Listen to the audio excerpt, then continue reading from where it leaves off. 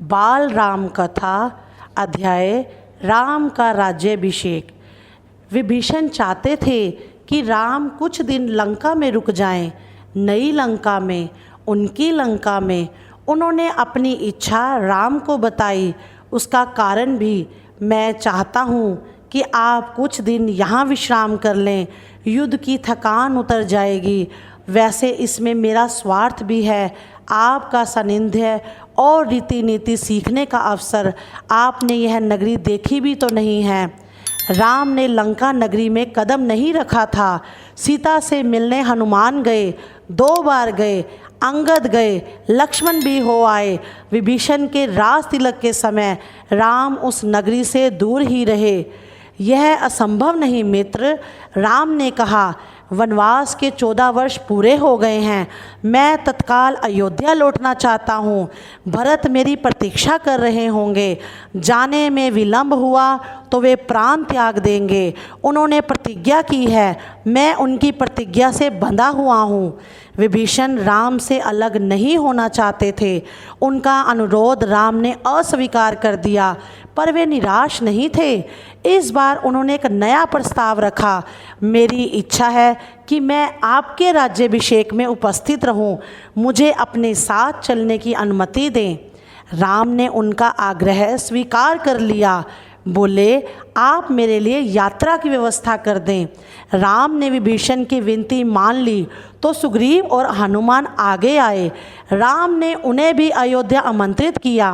विभीषण का पुष्पक विमान उन्हें ले जाने के लिए तैयार था।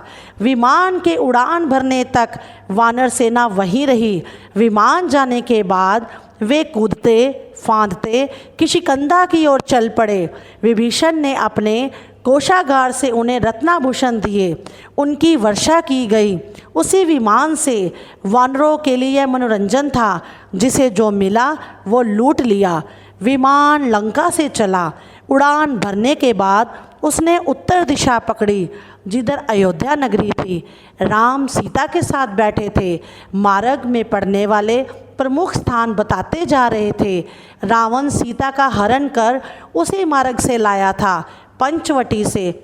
उस समय सीता ने वे स्थान ठीक से नहीं देखे थे। स्थानों के नाम उन्हें ज्ञात नहीं थे।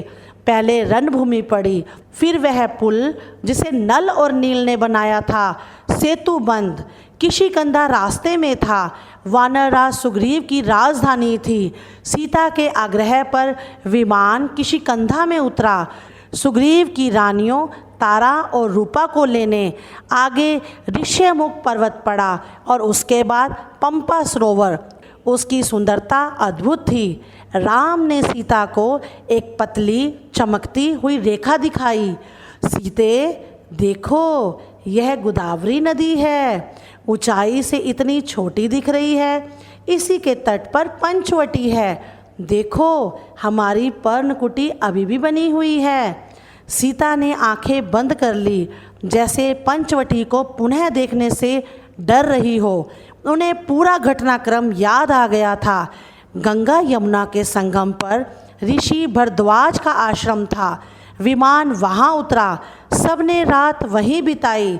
ऋषि का आग्रह था, राम उसे टाल नहीं सके।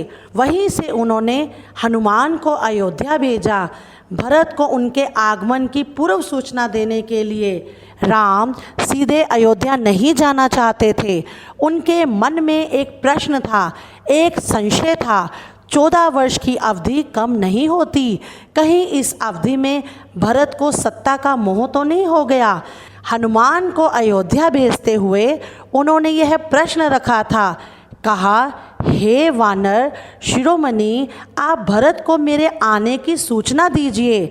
ध्यान से देखिएगा कि यह समाचार सुनकर उनके चेहरे पर कैसे भाव आते हैं। यदि भरत को इस सूचना से प्रसन्नता नहीं हुई तो मैं अयोध्या नहीं जाऊंगा। भरत राज का संभालें, इसमें मुझे कोई आपत्ति नहीं होगी। हनुमान वायु वेग से चले, जैसे उड़ रहे हों। मार्ग में निषाद राज गुह से भेंट की। उसने अयोध्या का हाल जाना। वहाँ से नंदीग्राम पहुँचे। उन्होंने भरत से कहा, श्री राम के वनवास की अवधि पूर्ण हो गई है। वे लौट रहे हैं। प्रयाग पहुंच चुके हैं। मैं उन्हीं की आज्ञा से आपके पास आया हूँ। भरत की प्रसन्नता का ठिकाना ना रहा, आंखों में खुशी के आंसू थे। वे बार बार हनुमान को धन्यवाद दे रहे थे, यह शुभ सूचना उन तक पहुंचाने के लिए। उनके चेहरे पर केवल एक भाव था, प्रसन्नता। हनुमान उनसे विदा लेकर वापिस लौट आए श्री राम के पास। अगली सुबह प्रयाग से श्रृंगवरेपुर होते हुए राम का विमान कुछ ही देर में सरयू नदी के ऊपर पहुंच गया। दूर अयोध्या नगरी के भवनों के शिखर दिखाई पड़ रहे थे। सबने अयोध्या को प्रणाम किया।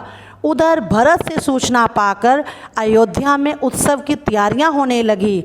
नगर को सजाया गया। शत्रुघ्न राज्याभिषेक की व्यवस्था में लग गए। महल से तीनों रानियां नंदीग्राम के लिए निकल पड़ी। कौशल्या सबसे आगे थी। उन्हें पता था कि राम पहले भरत से भेंट करेंगे। राम का विमान नंदीग्राम उतरा। उनका भव्य स्वागत हुआ। आकाश राम के जय घोष से गूंज उठा। राम ने विमान से उतरकर भरत को गले लगा लिया, माताओं को प्रणाम किया। भरत भागते हुए आश्रम के भीतर गए। राम की खड़ाऊं उठा लाए, जिसे सिंहासन पर रखकर उन्होंने 14 वर्ष राज का चलाया था। झुककर अपने हाथों से राम को पहनाई। मिलन का यह दृश्य अद्भुत था। सबके चेहरे पर प्रसन्नता थी। सबकी आंखें खुशी के आंसुओं से नम थी। राम लक्ष्मण ने नंदीग्राम में तपस्वी बाना उतार दिया। दोनों को राशि वस्त्र पहनाए गए। जन समूह राम की जयकार करता अयोध्या के लिए चला। शोभा यात्रा की छटा देखने योग्य थी। नंदीग्राम से चलने के पूर्व राम ने पुष्पक विमान को कुबेर के पास भेज दिया। वह विमान कुबेर का ही था। रावण ने उसे बलात् छीन लिया था। सजी धजी अयोध्या नगरी राम के दर्शनों पर आह्लादित थी। नगरवासी प्रसन्न थे। उन्हें उनके राम वापस मिल गए थे। माताएं प्रसन्न थी, उनका पुत्र लौट आया था। मुनिगण खुश थे। राम ने उनकी शिक्षाओं को मान रखा था, कभी व्यर्थ नहीं हुए। भरत ने अयोध्या का राज्य राम को नंदीग्राम में ही लौटा दिया था। राजमहल पहुँचे तो मुनि वशिष्ठ ने कहा, कल सुबह राम का राज्याभिषेक होगा। इसकी तैयारी शत्रुघ्न ने पहले ही कर दी थी।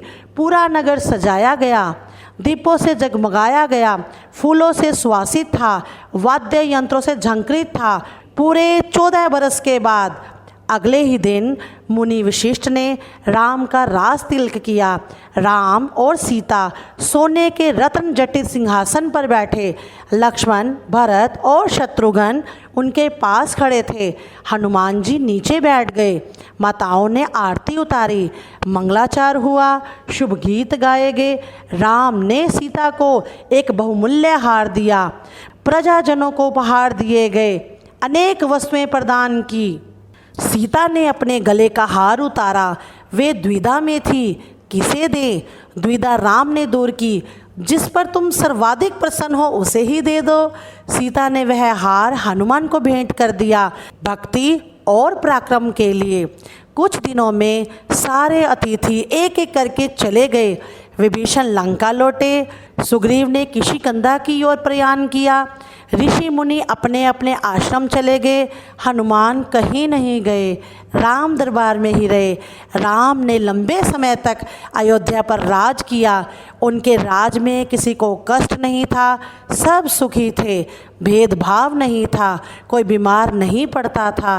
खेत हरे भरे थे, पेड़ फलों से लदे रहते थे। राम न्याय प्रिय थे, गुणों के सागर थे। उनका राज्य राम राज्य था, आज तक स्मृतियों में है। धन्यवाद।